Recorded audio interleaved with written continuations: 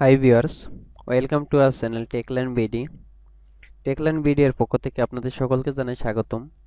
বন্ধুরা, আজ আমি আপনাদের সাথে নতুন একটি ট্রিক শেয়ার করতেছি। যে ট্রিকসটা হলো, আপনার একটি সিমে কথা বলা অবস্থা অন্য সিমটি বন্ধ বলে, কিন্তু আপনি এটাকে কিভাবে সমাধান করতে পারেন। অথবা আপনি এক সিমে কথা বলতেছেন, আপনার এক নম্বর সিমে কথা বলতেছেন, 2 নম্বর সিমটা বন্ধ বলতেছে, কিন্তু না, আপনার ওই 1 নম্বর সিমে যখন কথা বলবেন, যদি কেউ 2 নম্বর সিমে ফোন করে, তাহলে আপনার 1 নম্বর সিমে এটা করে চলে আসবে অটোমেটিক্যালি। এটা কিভাবে করবেন আমি সেটা দেখাবো। তো আশা করি ভিডিওটি শেষ পর্যন্ত দেখবেন, দেখলে অনেক কিছু শিখতে পারবেন।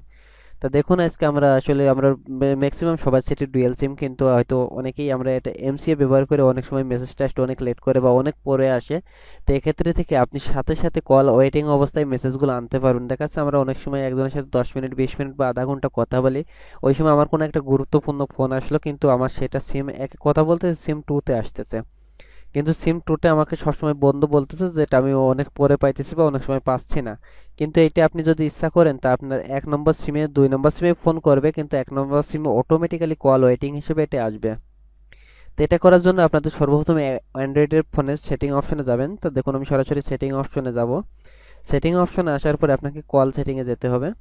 সরাসরি দেন কল সেটিংয়ে যান। কল সেটিংয়ে আসার পরে কলিং অ্যাকাউন্টে ক্লিক দেন। কলিং অ্যাকাউন্টে ক্লিক দেওয়ার পরে আপনার যেহেতু 2টা সিম থাকবে, আমার যেহেতু একটি সিম লাগানো আছে, তো আমি দেখিয়ে দিচ্ছি। আপনারা সেম একই সিস্টেমে সিম ওয়ানে যেভাবে সেটিং করবেন, সিম টুতে সেভাবে সেটিং করবেন। জাস্ট আমি ক্লিক দিলাম।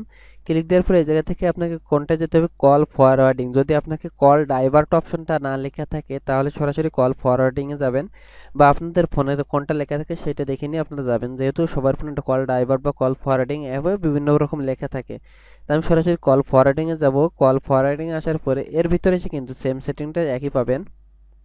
দেখুন, জাস্ট কিছুটা সময় লোডিং হবে। Always forward when busy, when unanswered, when unreachable.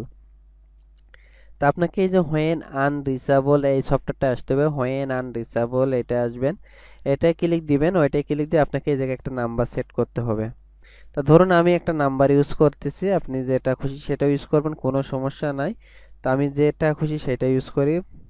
ধরুন আমি এই নাম্বারটা দিলাম। এই নাম্বারটা দেওয়ার পরে আমি টার্ন অন করে দিলাম। টার্ন অন করে দেওয়ার পরে হ্যাঁ, এই দেখুন হয়ে গেল।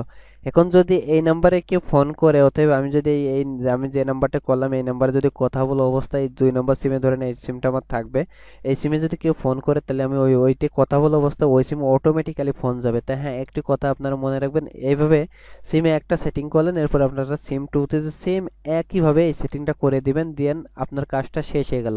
তবে একটা জিনিস মনে রাখবেন, আপনার যদি এই অবস্থায় কখনো ফোন আসে, ফোনটা যদি রিসিভ করেন, রিসিভ করলে আপনার কিন্তু আপনার ফোনের ব্যালেন্স কাটবে, অথবা 2টা ফোনেরই ব্যালেন্স কাটবে। এটা আপনারা রিসিভ করবেন না, কেটে দিয়ে আপনার ওই ফোন থেকে ব্যাক করবেন। এই জিনিসটা আপনারা খেয়াল রাখবেন, যেহেতু কল ডাইভার্ট অপশনে থাকলে 2টা সিমের টাকা কাটে। তো এটা আশা করি আপনারা বুঝতে পারেন। তো বুঝতে পারলে অবশ্যই আমার ভিডিওতে লাইক কমেন্ট শেয়ার করবেন, যেহেতু 2টা সিমের একটা গুরুত্বপূর্ণ একটি সমাধান পেলেন।